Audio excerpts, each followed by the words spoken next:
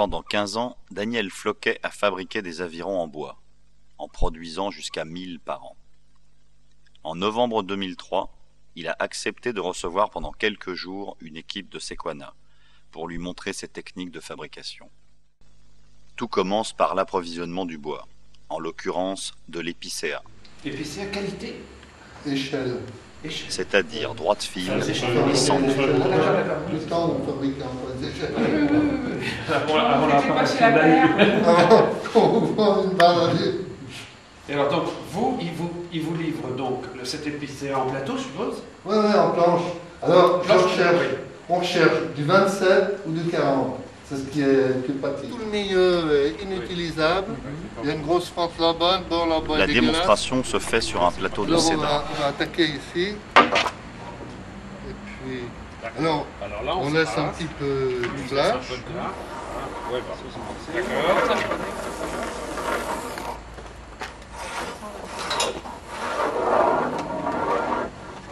Voilà, alors on a une lame.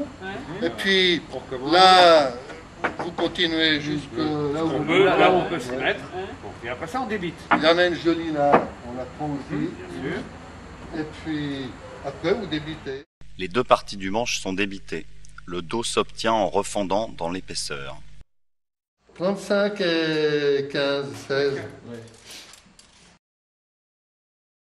Le manche est ensuite évidé à la toupie, en laissant entier la poignée, le collier et la pelle.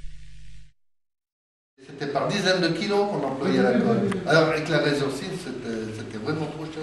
Et puis l'époxy, on ne peut pas. Mais PPU. la chlorite Ouais. est excellente. Hein. Puis on marchait, on pouvait en gâcher tant qu'on voulait. Le collage se fait désormais à la PPU. Plus difficile là. C'est pour tenir le collage, pour pas que ça comme serrage. Et voilà. Vise bien. L'ensemble est mis sous presse jusqu'au séchage. Voilà, c'est ça. Oui. Le gabarit qui donnera sa forme définitive au manche est ensuite fixé. On s'arrête au ras de l'endroit où on commence à coller les pelles. Un repère permettra de limiter le travail à la toupie.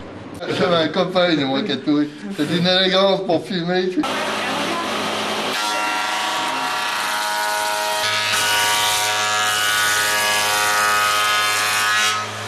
Il faut maintenant arrondir la face avant du manche et ébaucher les poignées.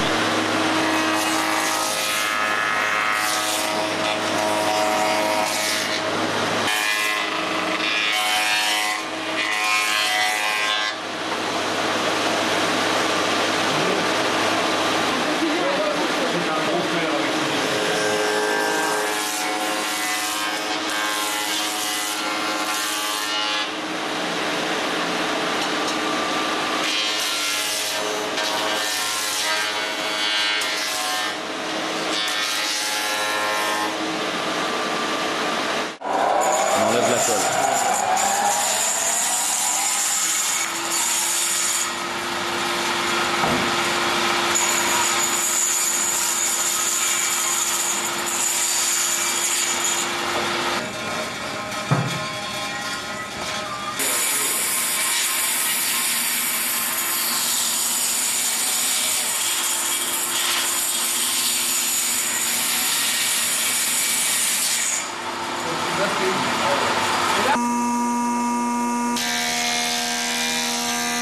Après le dressage des flancs, le manche sera prêt à recevoir les joues de la pelle.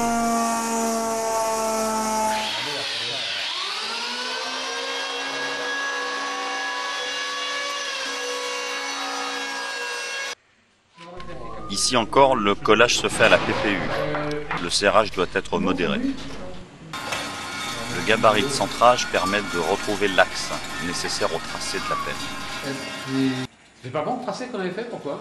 C'était comme ça à la volée. Et Façon puis, le... là aussi, prend mieux.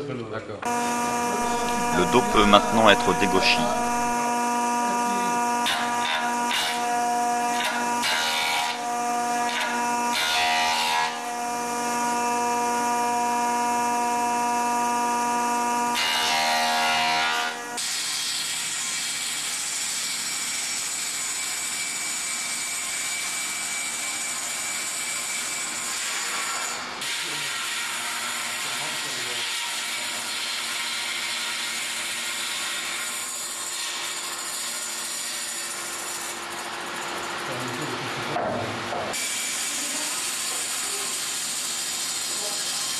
Les chutes permettront de fabriquer les gabarits de tracé.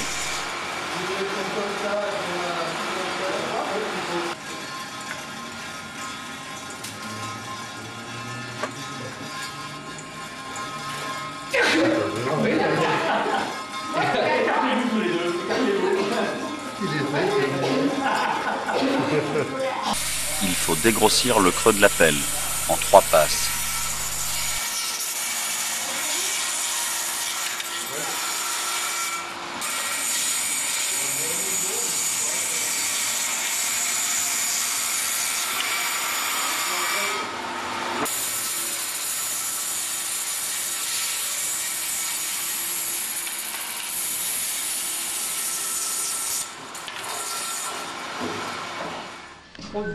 Il faut maintenant creuser la pelle. Alors les rabots, comment est-ce qu'ils sont? Ils sont dans les deux sens? On ne met pas de contrefer parce que ça bourrerait trop vite. D'accord. Et puis, il faut y aller à petit coup nerveux comme ça, parce que sinon, si on voudrait des poids doublés, on s'en va.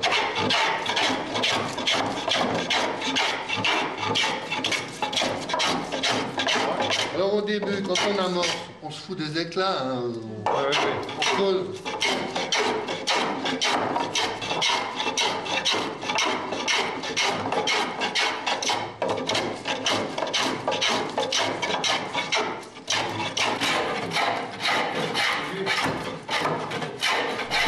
Pendant tout le travail du creux, il est important de ne pas effacer l'arête.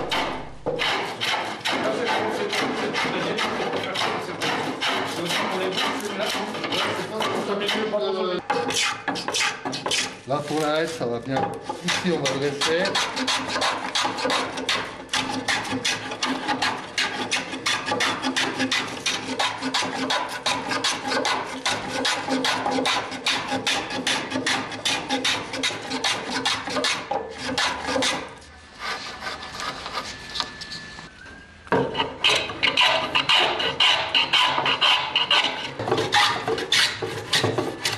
Là, on prend son temps, c'est un peu plus délicat.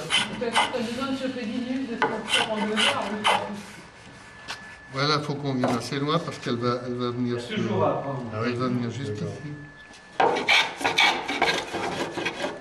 Dès que les pouces, on sent vachement les bonnes. Le bout va être renforcé par une pièce en bois dur. Du hêtre? Ouais. Du hêtre, Ça ou pourrit du quoi frêne. le hêtre? Hein? Je crois que ça pourrissait le hêtre. Ouais, mais c'est des rames qu'on rentre dans les Ouais, organes. ça reste pas. Ouais. Autrement, on peut mettre du chêne, du bois rouge.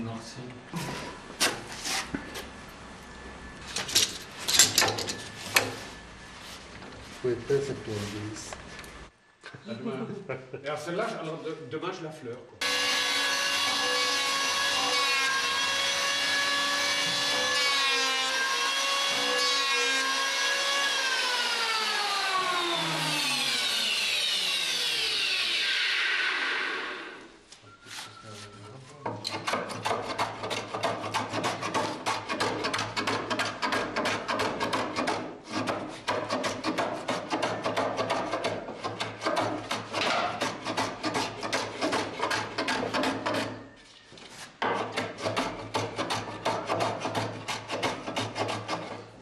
C'est là où on fignole le bout de la pelle, quoi. Ouais.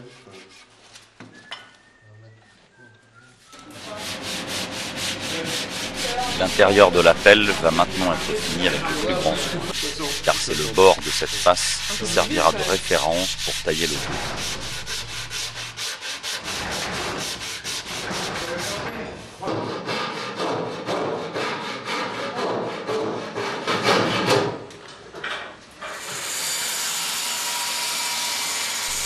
Le dos est dégrossi à la scie à ruban, en laissant environ 1 cm sur le bord de la pelle.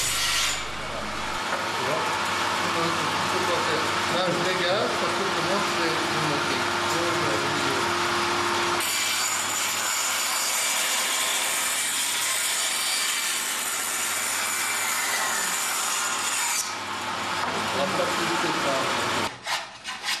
Le profil définitif de la pelle est terminé au rabot.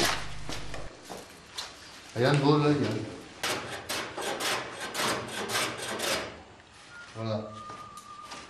Et là, c'est combien cette... L'épaisseur de la pelle est fixée au 5 Trusquin. mm. 5 mm.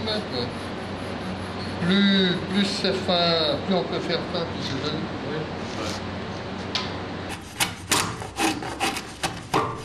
Le travail du manche se fait à la plane et au bastrin.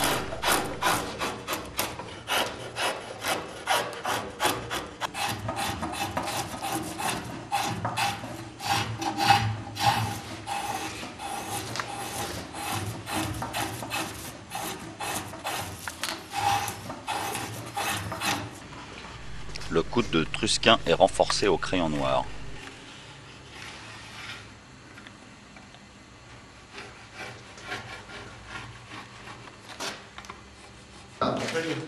Pour travailler confortablement, l'aviron est posé sur un support ad hoc.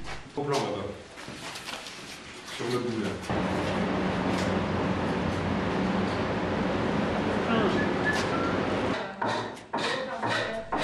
Un gabarit permet de tracer le raccord du manche.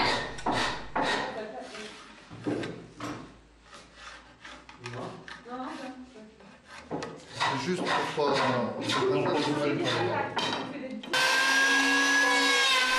L'extrémité du dos est travaillée au rabot plat.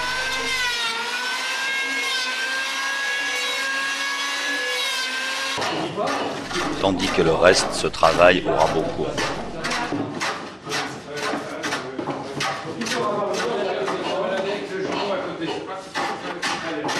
Là, j'ai laissé un peu trop de bois de ce côté-là. J'ai donné un peu en Ah oui, tu contrôles un peu ça. C'est le doigt en palmaire là. Avant c'était le doigt sur les bosses, maintenant c'est le doigt en palmaire. Là, on a une bosse ici. La dernière étape est le travail du manche et de la poignée, au rabot.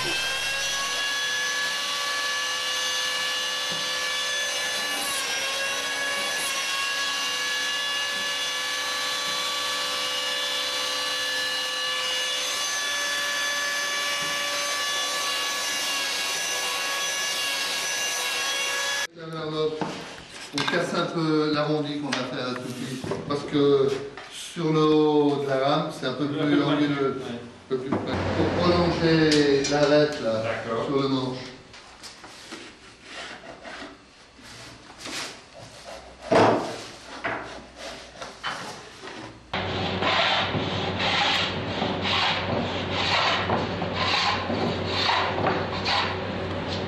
Voilà.